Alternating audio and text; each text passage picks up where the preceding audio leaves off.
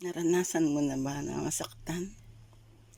Ilang beses ka na ba iniwan? Hanggang ngayon ba ay naaalala mo pa ang mga taong nanakit at nang iwan sa iyo?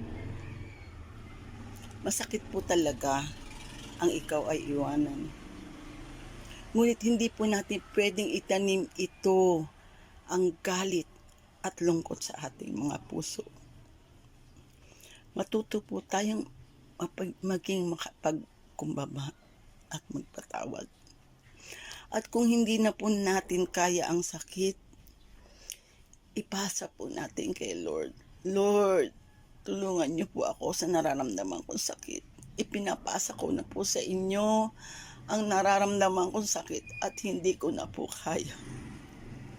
Ang ating pong Panginoon noon kasalukuyan siya ay nagdurusa, ay iniwan din po siya kahit ng kanyang kamag-anak at mga kababayan. Ngunit kinaya pa rin po ng ating Panginoon. Wala po ang galit sa kanyang puso, bagkus ay pagpapatawad.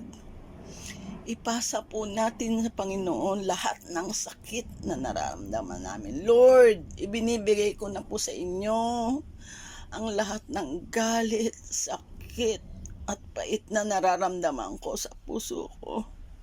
Maging malinis na po sana ang puso ko at isip ko. Maraming salamat po, Lord. Mahal na mahal po kita.